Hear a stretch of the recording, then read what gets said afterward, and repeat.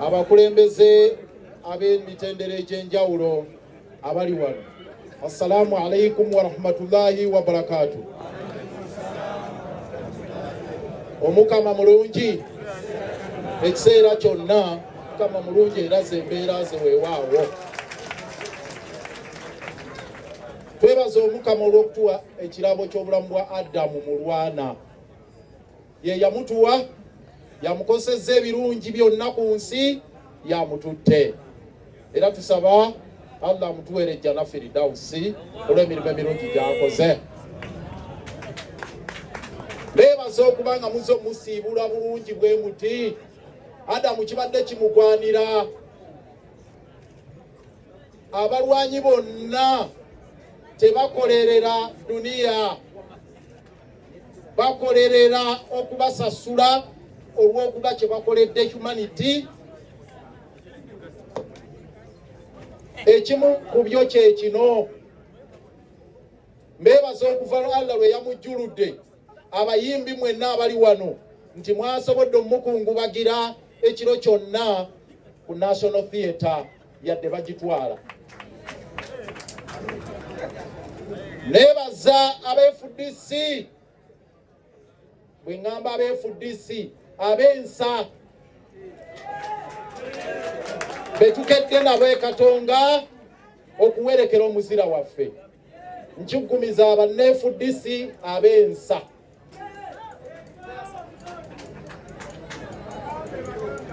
Njagala ebigambo twabyogedde bingi ekiro kyajjo n'olwaleero ku makya tubyogedde.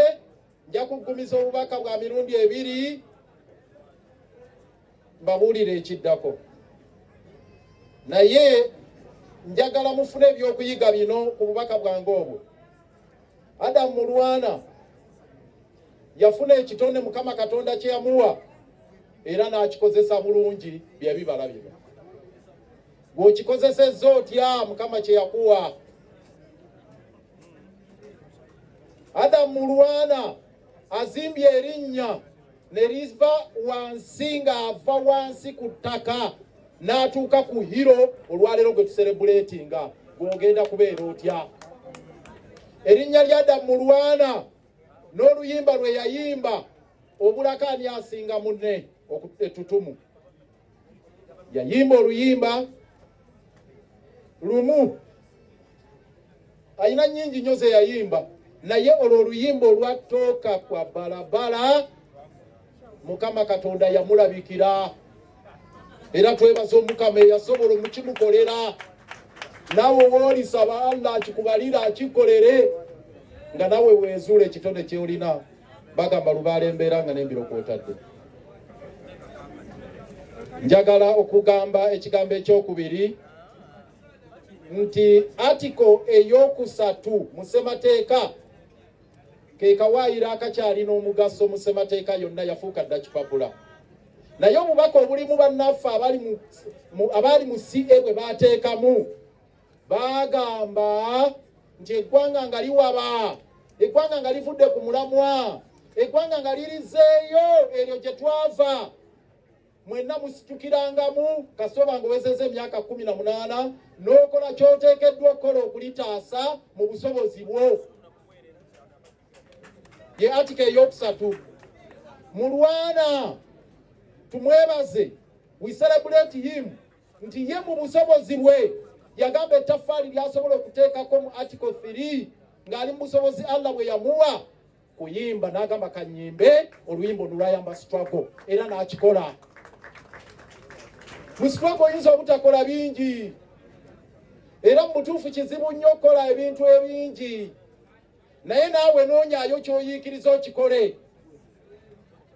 Tojja kubanga oli mu struggle ng'oli awo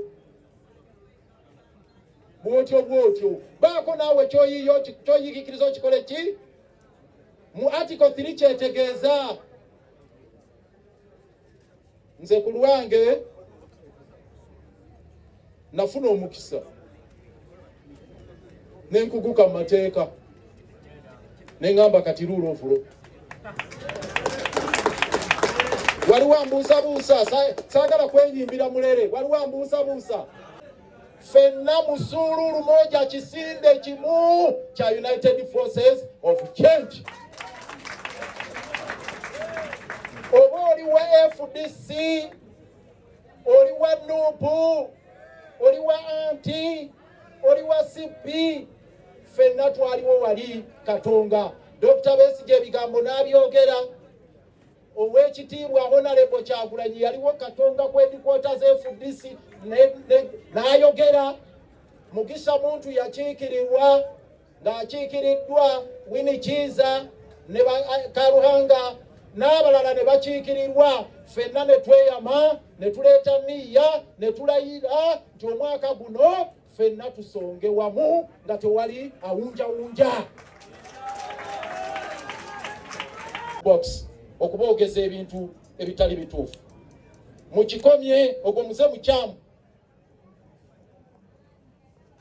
Kizze kigenda nga kitambula.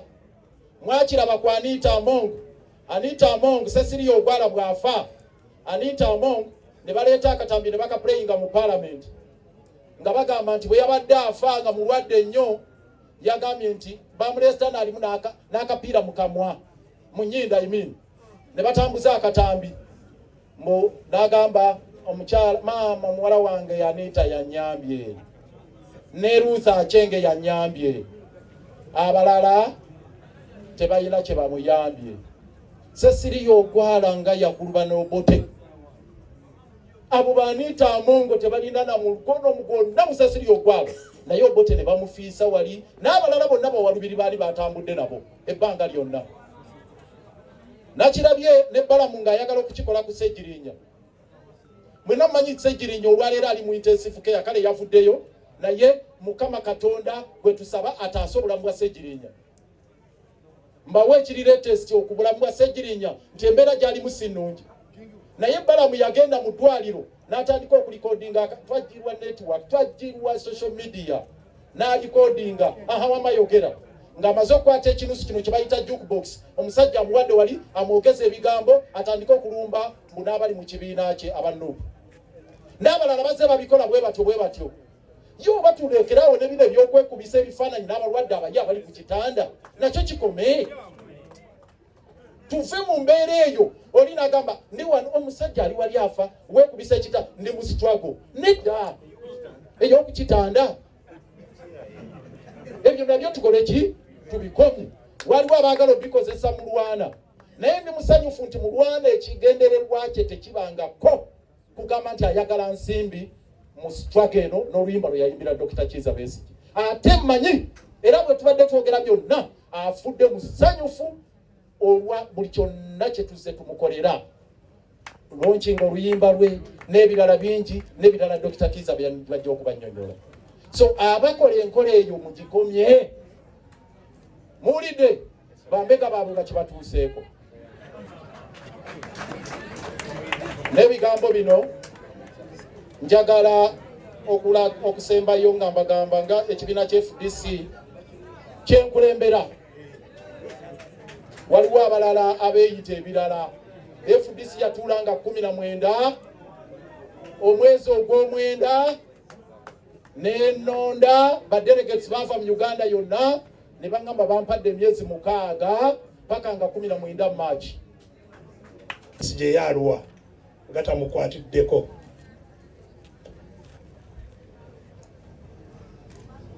Okusooka njagala mutegeere esi ebintu bingi ngoba oli awo ngenda kwongera kubikoonako. Naye oluusi abantu mutulowolereza kye tutakola ki kye tutali. Kirungi mutegeere era ekyo oluusi abalala kye batulowolereza waliwo abakizimba kye baba bakola ki balowooza. Naye nze okusooka abantu benkolaganye nabo betulwanye nabo benyambye abatalina kye bankolerako n'akamu oba oliawo n'abanywanyisa naye nga omutima ogwange omuntu yenna bw'aba ali mu bwetaavu nga nsobola kumumala njagala kutegeeza nti nja kukikola ate nga sikikola nga njagala ansasulemu okunneebaza nkwebaziza neeyanziza nedda kikola nga sirina kyensuubira kukola ki okufuna mu ye. So ne Mulwana ne mu buzibu bwayiseemu tutambudde ffenna mu ngeri ez'enjawulo nnyo. Saagala era sirivaayo ntegeeze byenkoze ne Adamu kuviira ddala 2011 naye nga bingi abamumanyi ebimu babimanyi. We yalwalira awo bulwadde we bwamukwatira ne bumunyiikira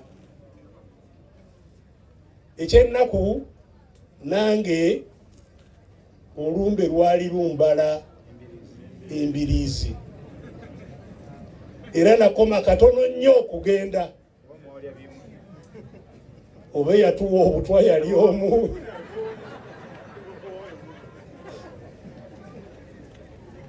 Era ngenda kukikoonako nakyo kubanga nze nafuna omukisa ye gwatasobola kufuna nze nengenda ebweru gye banzijanjabira era nemalayo emyezi naye n'okugendayo nayo nali kumpi kufiira ku nnyonyi entwala era kaali katono nnyo nfiire ku nnyonyi eyo naye ku nkomerero Katonda n'annyamba nensobola okudda engulu nenkomawo wano ku butaka. We najjira kati kwe kusanga ebibooziboozi olwedde nga bikola ki nga biyitingana nga ono bwatafaayo bwatakola ki. Nasooka ebimu ne binyiiza naye oluvannyuma ne tutereeza nenkwatagana ne Mulwana ne tutandika okulwana n'ekirwadde kyabadde nakyo. Era mu mbeera eyo njagala okwebaza abasawo abagezezzaako okumulwanako.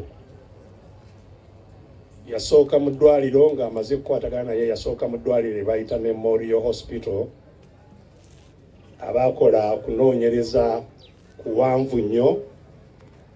Oluvannyuma lw'okunoonyereza okwo ne beesanga nga baagala obukugu obwabakulira Institute ya Cancer e Mulago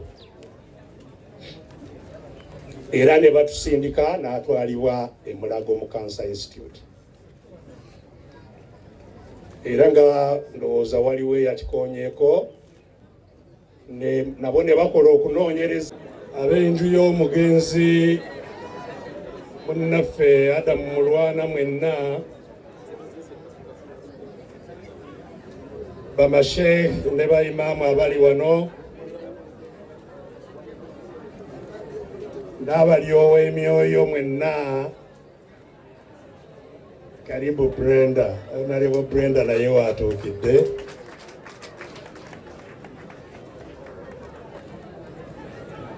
Ab'ebitiibwa bannabyabufuzi mwenna abali wano, abazze mu bungi ddala ne mu maanyi ng'oggyeko betuzze nabo abava mu FDC nga tusanyuse nnyo kuba n'obukulembeze kumpi bonna obwa Nup tubaaniriza okubanga muzze kuwerekera Adamu Mulwana, Ssebo Secretary General Wongoya, Meya Mulyannyama, ba MP mwenna, ab'ebitiibwa, Chairman wa District, bakansala abavudde ku City Council, abawerekedde omuloodi ne Deputy Road Mayor, bannankyukakyuka mwenna, abazira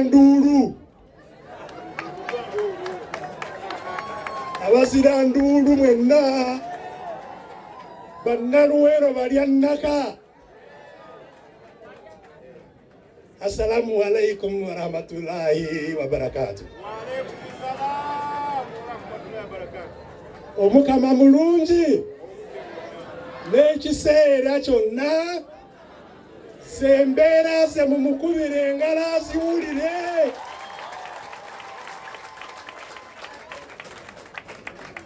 lunaku lwa kwebaza Omukama, twebaza Allah ne sekwebaza yenna eyatuwa obulamu bwa Adamu. Yagaba obulamu era yakola ki? Yajulula. Webale Allah kutuwa obulamu bwa Adamu Mulwana. Sawa zigenze ng'omulondi bw'abagambye twakereye mu kooti gye tubadde tulina okweyanjula era leero n'olw'ensonga eyo oba oli awo sijja kwogera biwanvu bye nandyagadde okwogera ku bulamu bwa Adamu. Adamu namumanya mwaka 2010 ng'amundeetera ye Haji Asumani Ssemakulu ono. Mu kiseera ekyo nga bwe mukimanyi twali twetegekera akalulu ka 2011 era ke twetegekera njagala mbakakase nti nze neesimbawo emirundi 4 naye akalulu ke neetegekera kokka era nenketegekera nesse kwetegekera yenna kaali ka 2011.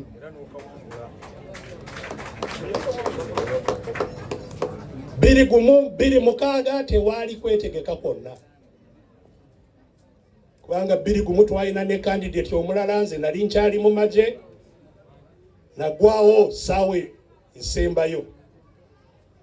2006 nali mpangalira mu buwanganguse South Africa, nali naakagwawo ne tuyingira akalulu era kwe kunkwata ne bantwala e Luzira bampandiikira Luzira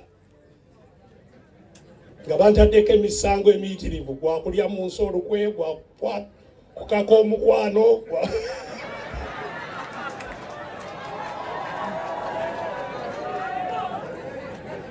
gwakusangibwa n'emundu nga ndi mu mumenyi w'amateeka, gwa butujju, gyonna jjajje gyandiko 2006. Era nafuna beiru nafuluma mu January akalulu nga ka February.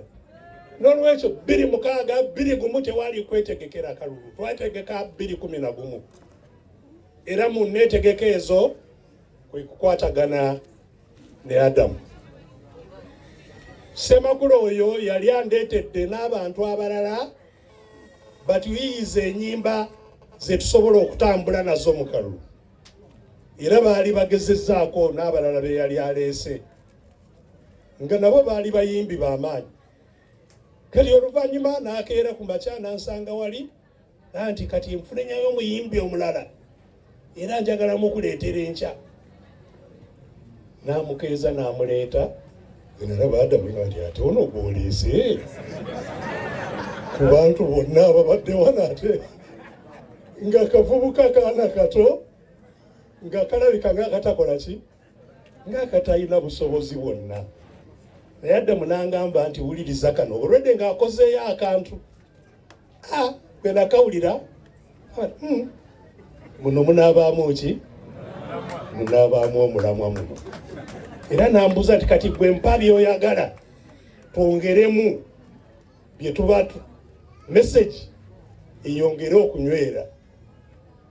Era ne tubimuwa, ekyavaamu yetoka kwa barabara era yakwata omubabira ensi yonna. Toka kwa barabara tejja kgenda ne Mulwana, ejja kusigalawo emyaka gyonna era ajja kusigala ng'amanyiddwa mu nsi olw'oluyimba olwo. Ababadde bampuliriza mu nnaku zino ze tubadde nga tumwogerako kuva jjo, mbadde ngamba nti muwulira kampeyini zino abamu ne mulowooza nti obaza nyangu. Nedda, yali agenzeeko mu kampeyini yenna, kebe ya LC1, kebe ya kansala, musengu ekitiibwa. Okunoonya akalulu si kiki, si kyangu n'akamu. wano twanoonya kaka Brenda wano akeruweero mubuuze gye byayitamu kalulu si kangu ate akeggwanga lyonna tekabeerangako kati ate si kakunoonya nti onoonya akalulu kanoonya bakuliko ne tiyagaasi n'emmundu n'emiggo na buli kimu tebiba byangu kukeera ku makya n'ogamba kanzireyo. Njagala mbategeeze kuva 2011 nabagambye nali nayita mu buli obubiri 2011 nali already mpulira nkoze eki nkoye ekyanzize engulu era ekizze kintambuza ebbanga lyonna toga kwa balabala. Lwimbo olwo bwe balunteekerako mpulira giya ng'ekola ki. Ndoza muganda wange Luloya Anyanjuli wa Pakalasi ng'asiba ebipande. Mulwana ng'alina akayimba ke yali ayimbye ebiseera ebyo yali agamba mbwa akwana omukyala naye talina ssente. Omukyala amukkirize ali musasula mu maaso eyo nga ssente zikoze eki. N'abakyali waffe nnyo myaka mingi tukoze kurimu nze manager basani abo baani badiriisa nga tuline Mulwana yali George Haruna oyo nakola olukujjukujju Mulwana n'asiramuka Haruna oyo n'olwekyo Haji wakola olukujjukujju n'otwalako omuntu waffe twali ffenna myaka mingi bya Mulwana saagala nnyo kubyogera bwe twali tuli mu country tour yankubira nga tujja e Luweero n'angamba nkime waka ku makya tugende ffenna yansanga ku Toto emunyonyo ne tukwata eri e Luweero banyuma twasigana muganda wapala ne Sewanya noono ng'omutima amaanyi matono naye ng'omutima omulwanyi mweguli. Wiiki ewedde n'ankubira nga muganda wange obulamu bukyagaanye banzigyeko obunyama bakebere ki ekinnuma oba kansa tujja kukulya result singa zikoze eki. Mbadde sinaddamu kumuwuliza nti ate Mulwana yagenze. Muganda waffe omugumu omukulembeze omukakamu atugatta ffenna buli omu gy'obeera yagenze. Naffe ekkubo lyaffe essaawa natujja genda naye tugenze tutya tulina okugenda nga tuli bagumu abantu batwogereko ng'abantu abayimira ku nsonga zaabwe so singa ab'enkwe. Mulwana wumula mirembe. N'okusingira ddala bakadde baffe mu Katonda abali wano abatukulembera mu ddiini ffe nga National Unity Platform mukimanyi bulungi nnyo nti tubadde tutambula bulungi ne muganda waffe ono era nationwide tour gye twaliko gye buvuddeko twatambula naye era ne bwe twajja wano mu Luweero yali naffe ng'akyayimiridde ku nsonga z'enkyukakyuka era abadde mukwano gwa president waffe nnyo era president waffe ekimukoze bubi nnyo nti mukwano gwono afudde ng'ate ali ku mirimu emirala ebweru w'eggwanga naye yali badde wano olunaku lwaleero naye yatutisa obubaka n'asaba tujje tuyimirire era twogere ku nsonga ezisinga okumwagaza mukwano gwono Adam Mulwana naffe ffenna ab'enkyukakyuka.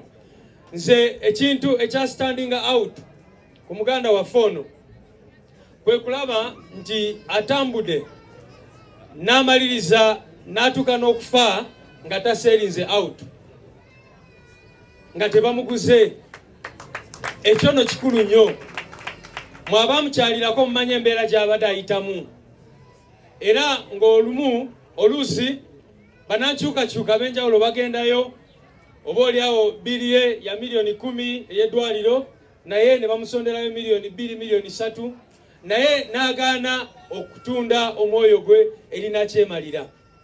Mukimanyi bulungi nnyo nti bangi nnyo ababadde mu struggle bwe batuuka ku mbeera eyo bakkiriza nakyemalira n'akozesa eyo chance okuba nti balwadde n'ebirala n'akola ki n'abatwala ebweru w'eggwanga kubanga amalwaliro wano tegasobola oluusi kubayamba ku bulwadde bwe babeera nabwo. Ate nga Comrade Musiri bwagambye ebbanga lyonna lye tubadde tumulaba abadde atugamba nti yaweebwa ki obutwa. Eyo yebadde confession ye yebadde message ye era obutambi we buli. Naye you can imagine nti singa Adam yali tali convinced nga talina conviction ku struggle eno gye tulimu oba oliawo yali badde yakkiriza dda ne bamugula. N'olwekyo njagala musalutinga ennyo okulaba ng'asazeewo n'abeerawo obulamu bwe bwonna nga takkiriza okumugula. Banange ekyo kikulu nnyo era tumwebaza olw'ekyo. Awummule mirembe muganda waffe ku lwa National Unity Platform naffe tuleesa amabugo ga miliyoni 1 sebo ngenda gikwasa treasurer naye tujja musubwa nga abalala bwe bagambye ekirabo ekisinga kye kisobola okuwa Adam Mulwana mu kufa kwe kugenda mu maaso n'ezo ensonga z'abadde ayimiriddeko. Buli kimu kyonna ekiyimiridde mu maaso gaffe n'obuwanguzi bwaffe tukigambe nti tooka kwa balabala. Ebyo bibagezaako okuleeta ebiboozi ebipya bye muwulira eyo ku maradio n'awalala tubigambe ki tooka kwa balabala tugende mu maaso tusobole okununula ensi yaffe. Mwebale nnyo okumpuliriza. Allah amuwe ekiwumulo eky'emirembe. Mwebale nnyo. Kansabe baganda bange bano beeyanjule justi mubategeere amanya gaabwe benzize nabo ababaka ba parliament. A'udhu billahi minash shaitanir rajim. Bismillahir rahmanir rahim. Tabarakalladhi biyadihi al-mulk wa huwa ala kulli shay'in qadir. Alladhi khalaqa al-mauta wal hayata liyabluwakum ayyukum ahsanu amala wa huwa al-azizul ghafur. Kama Katonda watuwa Adam Mulwana n'otuyamba n'omukozesa n'akola ebyamagero byonna nga bw'abikoze ng'era bakadde baffe bwe boogedde n'abagenda okuddako bwe bagenda okwogera. Naye ate era tukusabira otuwa obuvumu nti olutalo lwabaddeko afudde tetunaba kuluggusa olw'okujjako nakyemalira. Buli ali wano nga walikemeddwa okuva ku mulamwa saba ojjukire muganda waffe ono Adam Mulwana kyafiiriridde. Adam Mulwana obutwa bwamuweebwa lwakuba yali tayagala nakyemalira mwami Museveni ne gavumenti ye. Abali wano n'abali eyo tulwane tulabe ng'eggwanga lyaffe tununula. Bingi nnyo twandibyogedde ne olw'obudde kubaffe abamu tubadde mikwano gya nnyo nga mukakkamu nga ayagala nnyo omulimu gwe ngera oluyimba ku buli sho gye tugendako alina oddukuba. Era ye nga omuyimbi yali wanjawulo nnyo nti yali akidiriza mu nkyukakyuka.